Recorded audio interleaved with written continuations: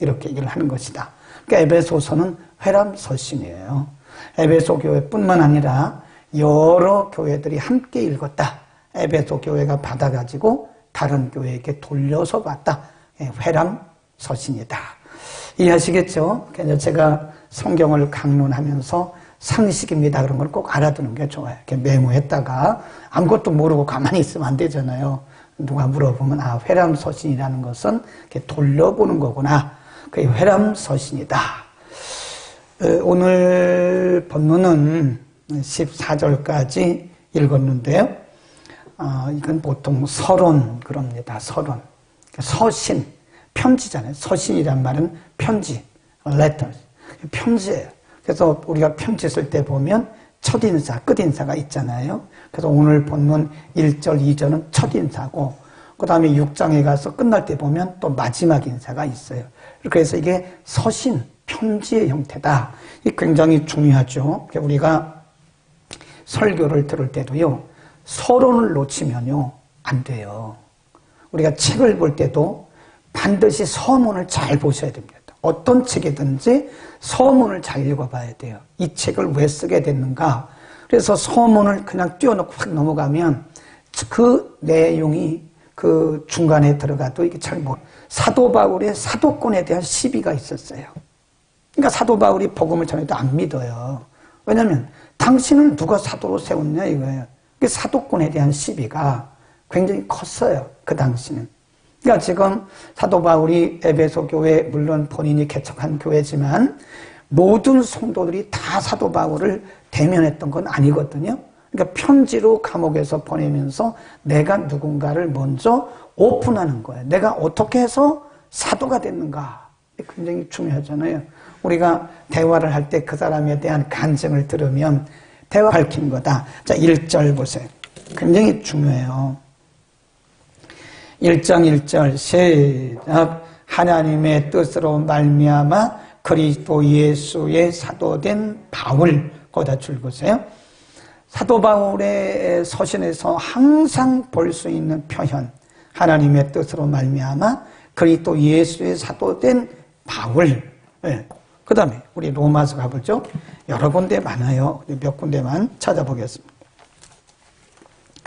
로마서 1장 1절 시작. 예수 그리스도의 종 바울은 사도로 부르심을 받아 하나님의 복음을 위하여 택정함을 입었으니 거기 보면 예수 그리스도의 종 바울은 사도로 부름을 받았다. 그 다음에 고린도전서 한번 또 볼까요? 고린도전서 1장 1절에 보면 여기도 역시 시작. 하나님의 뜻을 따라 그리스도 예수의 사도로 부르심을 입은 바울 그러잖아요.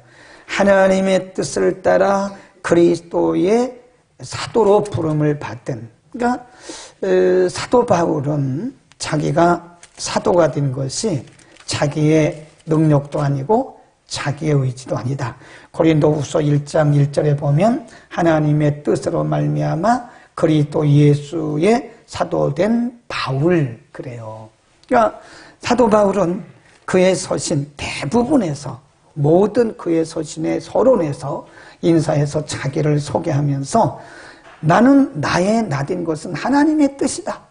나는 사도인데 내가 사도가 된 것은 하나님의 뜻으로 말미암아 그리스도 예수의 사도가 됐다. 이 말은 다르게 뭘 하죠? 내가 지금부터 여러분에게 전하는 말은 내 말이 아닙니다. 그런 뜻이에요. 지금부터 전하는 이 복음은 이 서신은 내 말이 아니고 바로 하나님께서 내게 대신 주신 말씀을 전달하는 것입니다. 여러분 우리가요 사도 바울을 보면 사도 바울은 참 흔들림이 없는 중심이 견고한 사역자였어요.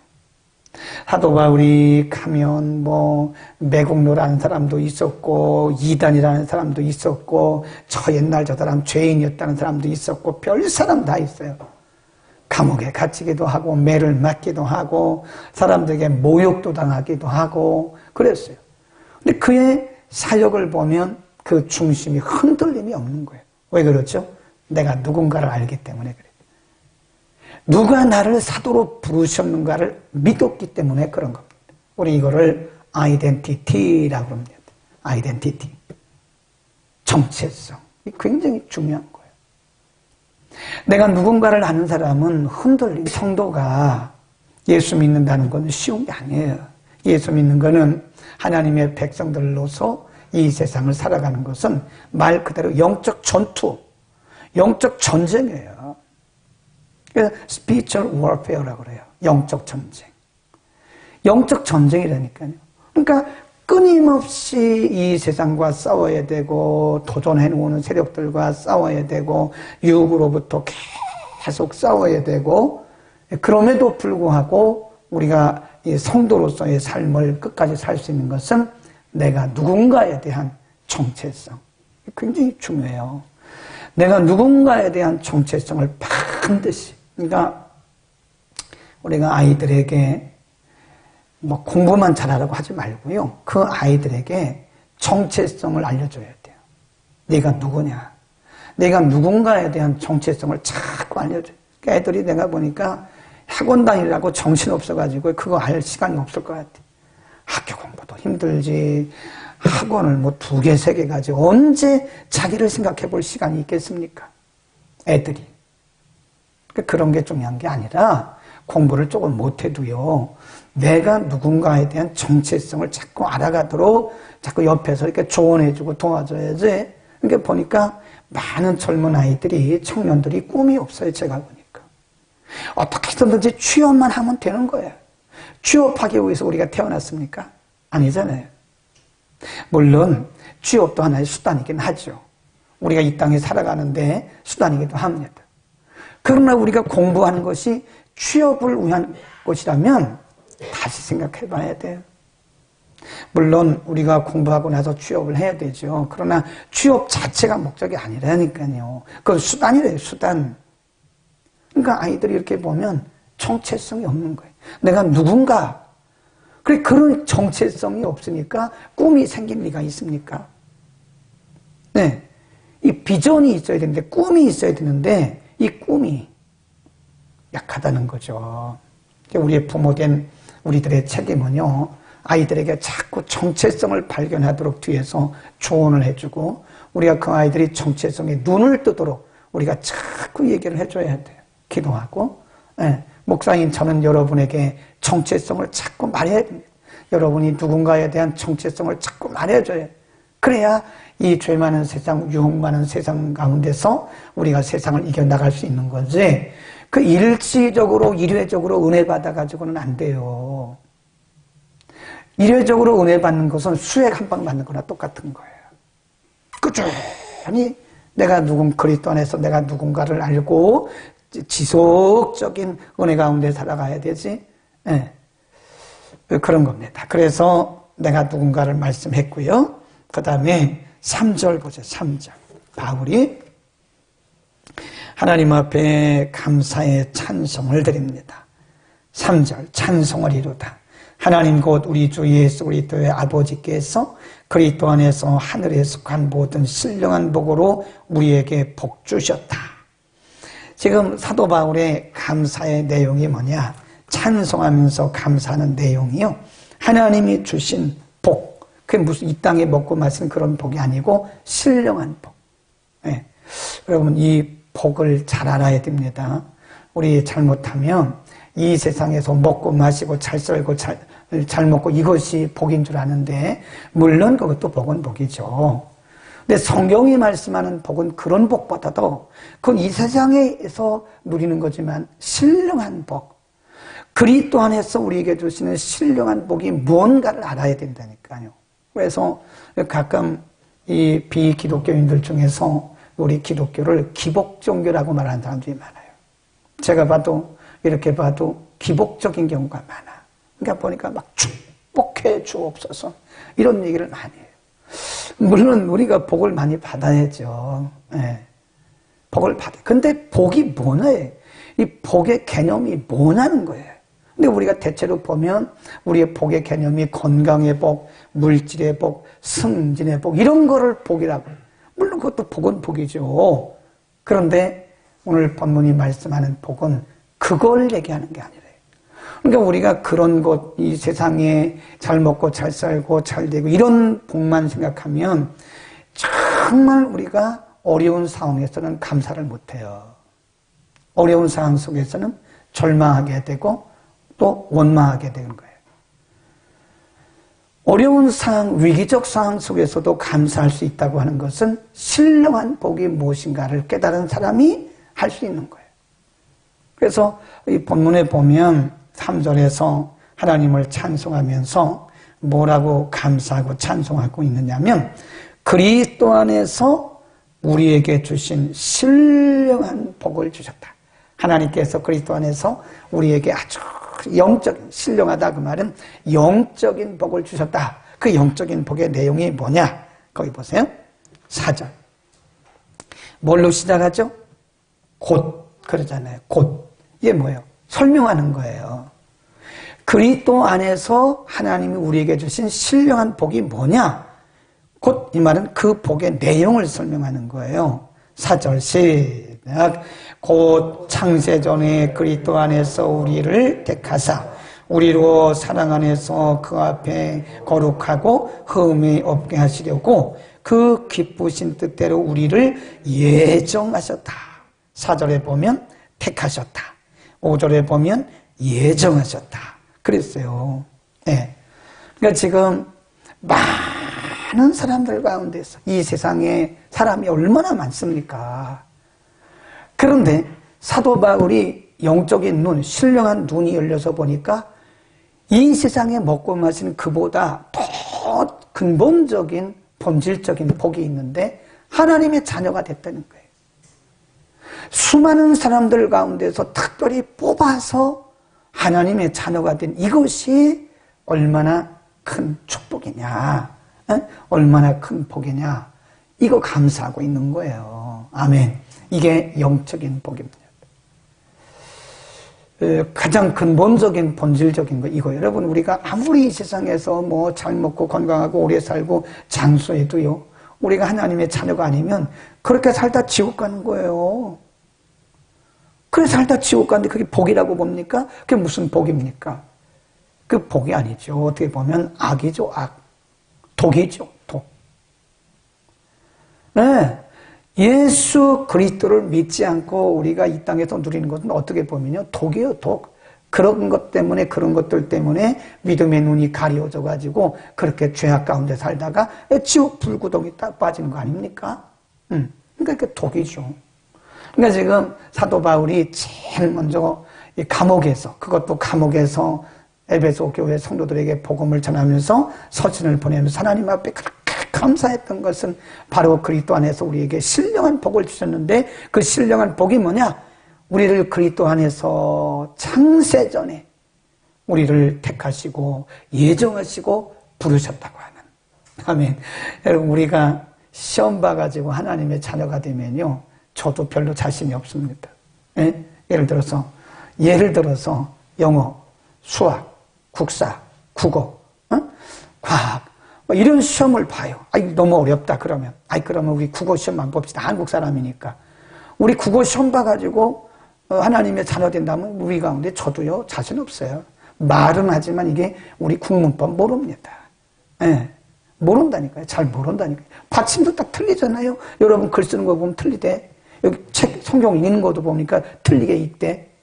그래가지고 어떻게 하나님 자녀 되겠습니까? 시험 봐갖고. 예. 시험 봐서 우리가 하나님의 자녀가 된다면 저를 포함해서 하나님의 자녀가 될 사람이 없습니다. 혈통을 따라서, 우리의 공로를 따라서, 우리 부모들의 공로를 따라서 하나님의 자녀를 삼으셨다면 우리 가운데 없어요. 거기 보세요. 우리를 택하셨는데 창세 전에 택하셨다 그랬고요. 하나님이 우리를 자녀 삼으신 그 방법을 보세요. 5절입니다. 5절 시작. 그 기쁘신 뜻대로 우리를 예정하사 예수 그리스도로 말미암아 자기의 아들들이 되게 하셨다. 11 시작. 모든 일을 그 마음의 원대로 행하시는 자의 뜻을 따라. 와, 멋있잖아요. 우리의 공로도 아니고 우리의 실력도 아니고 우리의 자원한 것도 아니고 하나님의 뜻을 따라 11절 말씀이 더 멋있는 것 같아요. 모든 것을 자신의 원대로 행하시는 그분의 뜻을 따라 우리가 예정을 입었다. 아멘. 그러니까 얼마나 참 큰 복을 받은 사람입니까? 근데 우리는 이 얼마나 큰 복 받은 사람인지 몰라요. 이게 하나님의 자녀가 되었다는 그 자체만도요, 우리 큰 복을 받은 사람들입니다. 아멘. 이걸 모른다니까요. 알면서도 이것이 자꾸 감동이 약해지는 거예요. 목사, 전도사, 장로, 권사 이런 거는 사실은 사역을 위한 직분이에요. 직분. 이게 중요한 게 아니라 성도, 내가 하나님의 자녀라고 하는 이것에 대해서 우리는 감격을 해야 됩니다. 어찌 이렇게 큰 은혜이냐고, 어찌 그리 큰 하나님의 사랑이냐고. 창세 전에 사도 바울은 갈라디아서에 보면 어머니의 태중에 내가 형성되기도 전에 하나님이 나를 아셨다 그래요. 예정했다, 택해 놓으셨다. 그것도 우리의 어떤 조건이나 공로가 아니라 모든 것을 자신의 원하시는 뜻대로, 원대로 행하시는 뜻을 따라서 우리가 하나님의 자녀가 되었다 이거예요. 그분의 뜻을 따라서. 그러니 이거를 우리가 하나님의 불가항력적 은혜라고도 써놓으세요. 불가항력적인 은혜다. 불가항력적인 은혜예요. 하나님의 기쁘신 뜻을 따라 그 마음의 원대로 행하시는 그 분의 뜻을 따라 우리가 하나님의 자녀가 된 거예요. 그러니까 우리는 나중에 2장에 가서 보면요, 자랑할 거 하나도 없어요. 감사할 것밖에 없어요. 우리의 공로로 우리가 구원받았습니까?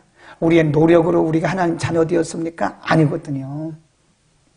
그분의 뜻을 따라 그분의 은혜로 말미암아 우리가 하나님의 자녀 되었기 때문에 우리는 오직 감사할 것밖에 없는, 하나님의 은혜를 생각하면 감사밖에 없어요. 아멘. 우리가 얼마나 큰 복을 받은 사람들입니까? 우리의 조건 때문에 낙심하지 마세요. 우리의 환경 때문에 낙심하지 마세요. 우리는 특별한 사람들, 특별한 사람. 아멘. 우리 옆에 인사합시다. 졸지 말고. 우리는 특별한 사람입니다. 우리는 정말 특별한 사람들이에요. 특별한 사람들이에요. 특별한 사람. 자, 또 그러면 하나님이 우리를 택하시는 과정을 보세요. 그러면 그렇게 택하시고 우리를 부르셔서 하나님의 자녀가 되게 하시는 과정 7절. 우리가 그리스도 안에서 그의 은혜의 풍성함을 따라 누구의 피로? 그의 피로. 그리스도의 피로 말미암아 구속 곧 죄사함을 받았다. 그랬습니다. 이게 우리를 택하신 우리를 하나님의 자녀 삼으시는 과정입니다. 방법이에요. 그리스도의 피로, 그의 보혈을 통해서. 그 다음에 13절 시작.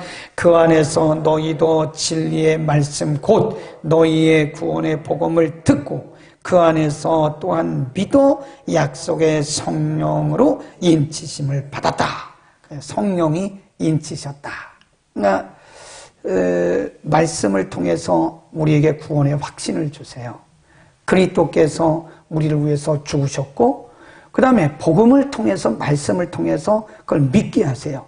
그 다음에 믿은 다음에 인을 치셨단 말은 믿음의 확신을 주신다. 믿음의 확신. 그래서 로마서에 가보면 우리에게 인을 치시고 그 증거로 하나님을 아버지라고 부를 수 있다. 아무나 하나님을 아버지라고 못 불러요. 성령이 인친 자들만 할 수 있는 겁니다. 아무나 못 부릅니다. 이거 쉬운 것 같지만 쉽지 않아요. 하나님을 아버지라고 부를 수 있는 것은 우리 가운데 성령이 오셔서 확증을 주신 인친 증거입니다. 그게 아무나 하나님을 아버지라고 못 부릅니다. 지나가는 사람 붙들고 해보세요. 하나님 아버지라고 불러보라고. 절대 못합니다. 흉내는 낼 수 있을지 모르지만 하나님을 아버지라고 부를 수가 없어요. 성령이 인치셨다고 하는 증거로 로마서 8장에 보면 하나님을 아버지라고 부른다. 그랬습니다. 그러니까 우리는 하나님께서 이런 과정을 통해서 하나님의 자녀가 되게 하셨고 예수님이 십자가에 돌아가셨고 말씀을 통해서 우리에게 믿음이 생성되는 거예요. 그러니까 이 복음이 굉장히 중요해요. 말씀을 공부하지 않고 말씀을 듣지 않고는 믿음이 안 자라요. 자란다면 그것은 신비주의예요. 그러니까 신비주의자를 보면요, 막 찬송만 해요. 위험해요. 그렇게 하지 마세요. 말씀 없이 찬송만 하잖아요. 그러면 사람이 신비주의에 빠집니다. 사람은 누구나 다 이 신비적인 그런, 뭐라 그러죠? 우리는 영적인 존재라 어떤 일이 계속 몰두하게 되잖아요. 그러면 그렇게 나가요. 그러니까 제가 이렇게 보면 어떤 때는 막 말씀은 한 20분밖에 안 듣고요. 막 찬송만 하더라고요. 참 위험하다. 그런 생각을 해요. 말씀이 우리의 믿음을 자라게 하는 거예요, 이게. 우리 영혼의 양식이 말씀이거든요. 말씀을 안 들으면 로마서 10장에 보면 믿음은 들음에서 난다. 그 들음은 그리스도의 말씀으로 말미암는다. 그런 말씀을 했단 말이에요. 그러니까 우리가 이렇게 말씀을 들으면서 믿음이 쫙 자라는 거예요. 콩나물 시루에 물을 붓잖아요. 그 물이 다 빠져나가요. 그 헛수고하는 것 같잖아요. 아닙니다. 물은 다 빠져나오지만 콩나물이 쭉쭉 자라요. 이렇게 교회에 와서 말씀 들으고 여러분 다 기억합니까? 여러분 기억 다 하지 마세요. 다 기억하면 제가 설교를 못합니다. 다 기억하면 저거 몇 월 며칠 날 설교한 거다. 저거 옛날 한 거다. 다 그럴 거 아니에요? 저도 설교하고도 저도 잊어버리는데 뭐. 그러니까 말씀 들을 때 은혜 받으면 되는 거예요. 말씀 들을 때 은혜 받으면 그 순간에 우리의 영에 하나님의 말씀이 쫙 접촉이 되면서 믿음이 그 순간에 쫙 자라는 거예요. 아멘. 그걸 다 기억한다고 믿음 자라는 거 아닙니다. 말씀을 듣는 순간에 그 복음의 능력이 우리의 심령 가운데 착 치고는 그러면 그때 그 순간에 착 자라는 믿음이 자란다는 거예요. 그리고 성령이 우리 가운데 오셔서 인을 치시는 거예요. 인 치신단 말은 확증, confirmation. 우리에게 확신을 주시는 게 확증을 주세요. 그래서 우리가 하나님을 아버지라고 부르고 아멘 이렇게 얘기를 하는 거예요. 그 아멘 아멘 합니까? 그 믿음이 와야 아멘 하는 거예요. 성령이 우리 가운데 팍 치고 들어오시면 그 말씀이 믿어져요. 자, 그러면 이제 마지막으로 우리를 택하신, 그렇게 우리를 택하신 목적이 있습니다. 우리가 하나님을 알지도 못할 때 창세 전에 우리의 공로도 아니고 우리의 노력도 아니고 우리의 혈통도 아니고 그분의 뜻을 따라 우리를 자녀 삼으신 목적이 있어요. 이걸 잘 알아야 돼. 4절 끝에쯤 사랑 안에서 그 앞에 거룩하고 흠이 없게 하시려고 그 줄거놓으세요. 거룩하게 하시려고. 하나님이 우리를 선택하신 목적은요 막 살게 하는 게 아니에요. 하나님의 형상을 좇아 거룩한 삶을 이 땅에 있는 동안 거룩한 삶. 그래 거룩한 삶이 하나님의 뜻이에요. 성도가 말씀에 순종하고 정결하고 구별되게 살아가는 그게 하나님의 뜻입니다. 그러니까 우리가 이 세상에서 먹을 거 다 먹고 마실 거 다 마시고 그건 하나님의 뜻이 아니에요. 그건 거룩이 아니에요. 하나님이 우리를 구별하신 것은 하나님이 우리를 선택하시고 예정하시고 하나님의 자녀 삼으시고 은혜 주신 것은 하나님의 형상을 닮아서 우리가 거룩한 하나님의 백성으로 이 세상에 살아가. 근데 왜 이렇게 얼굴이 시커멓지? 생각을 해봤어요. 본질이 아니잖아요. 인생의 본질은 그런 게 아니에요. 신령한 것이 없잖아요. 영적인 것이 없잖아요. 네. 하나님이 우리를 거룩하게 부르시고 구별해 놓으신 것은요, 거룩한 삶을 살라고 그렇게 하신 거예요. 아멘. 우리가 이 세상과 구별된 삶을 살지 않으면 나를 선택하시고 예정하시고 예수님이 십자가 돌아가시고 성령이 오셔서 나를 하나님의 자녀 삼으셨는데 하나님의 그 위대하신 하나님의 사역에 우리가 역행하고 있는 거예요. 그게 우리가 거룩한 삶을 살지 않는다. 그 다음에 6절 보세요. 시작. 이는 그의 사랑하시는 자 안에서 우리에게 거저 주시는 바 그의 은혜의 영광을 뭐하게? 찬미하게 하여. 하나님의 영광을 찬미하게 하기 위해서 하나님이 우리를 부르셨다. 12 시작. 이는 그리스도 안에서 전부터 바라던 우리로 그의 영광에 뭐가 되게? 찬송이 되게 하려 합니다. 에? 영광의 찬송이. 14절. 시작. 이는 우리의 기업의 보종이 되사 그 얻으신 것을 구속하시고 그의 영광을 뭐하게? 찬미하게 하려. 에? 하나님이 우리를 택하신, 우리가 공로도 없고 자격도 없고 아무런 실력도 없고 능력도 없고 아무것도 없는데 하나님이 그분의 뜻을 따라 우리를 부르시고 하나님의 자녀 삼으신 것은 그분의 위대하심을 찬양하기 위해서 그런 거예요. 그러니까 하나님의 영광을 안 돌리면 죽어요. 큰일 납니다. 하나님의 영광을 여러분 이렇게 뭐 한다고 그러죠? 이렇게 그 헤롯도 보면 하나님께 영광을 안 돌리고 자기가 왕인 척 하다가 벌레 먹어 죽었어요. 우리의 삶의 궁극적인 목적은 하나님을 영화롭게 하는 거예요. 나오잖아요. 하나님을 영화롭게 사람을 기쁘게. 우리 교회 평생 표현은 저거예요. 고린도전서 10장 31, 33. 하나님을 영화롭게 사람을 기쁘게. 장로교회는요, 대요리문답, 소요리문답이 있습니다. 장로교회 웨스트민스터 신앙고백서를 보면 대요리문답, 소요리문답 제1문에 인생의 근본되는 목적이 무엇이냐 거기 답해놓고 하나님을 영원토록 기뻐하며 영화롭게 하는 것이다. 영원토록 하나님을 기뻐하는 것이다. 예를 드리는 것도 하나님을 영화롭게 하는 거예요. 아멘. 예배 안 드리면 하나님이 우리를 부르신 목적에서 어긋나는 거예요. 어긋나는 거예요. 교회를 하나님 왜 세우셨어요? 예배 드리라고 세우신 거 아닙니까? 우리가 다른 거 아무리 해도 예배 안 드리면 소용없어요. 저는 그렇게 생각해요. 예배가 우선이에요. 다른 거 덜해도 괜찮아요. 예배가 우선입니다. 교회도 성도도 예배가 죽으면 다 죽은 거예요. 나 헌금했네. 하나님이 언제 예배보다 헌금을 중요시 여겼어요?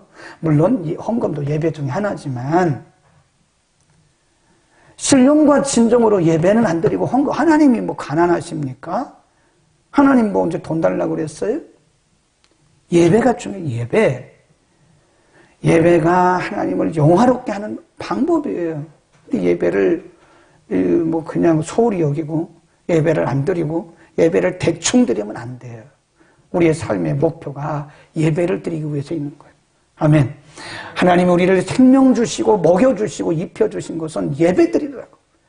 그 예배 시간에 막 시계 보고 그러면 안 돼요. 2시간도 괜찮아요. 언제 제가 2시간 했습니까? 시간 안에 딱딱 맞추죠. 저만큼 시간 잘 지키는 사람이 있나요? 가끔 좀 길긴 하지만 필요할 따라서. 우리는 예배를 통해서 하나님을 기쁘시게 하고 또 기도, 찬양, 말씀 묵상, 또 우리의 삶을 통해서 하나님을 영화롭게 하는 거예요. 그러니까 하나님을 찬양하세요. 아멘. 모든 일에서 하나님을 영화롭게 하는 그것이 우리가 이 땅에 살아가는 가장 중요한 사업을 하는 사람도 사업을 통해서 하나님을 영화롭게 해야 돼. 어떤 사람은 사업해가지고 자기 막 잘 먹고 잘 싸고 아파트 늘리고 이거 중요한 게 아무데나 살면 어때요? 우리가. 그게 중요한 게 아니에요. 내 학의 총장인데 여기 사시네. 얼마나 보기에도 남들 보기에도 얼마나 좋아요. 아무데나 살면 어때요? 그게 중요한 게 아니잖아요. 중요한 것은 우리의 삶을 통해서 하나님을 우리의 삶을 통해서 거룩한 삶, 구별된 삶을 통해서 하나님을 영화롭게 하는 것이다. 하나님이 우리를 부르신 목적이 하나님을 영화롭게 하심을 믿기를 축원합니다. 우리의 말을 통해서 예배를 통해서 섬김을 통해서 우리의 삶을 통해서 하나님을 영화롭게 할 수 있기를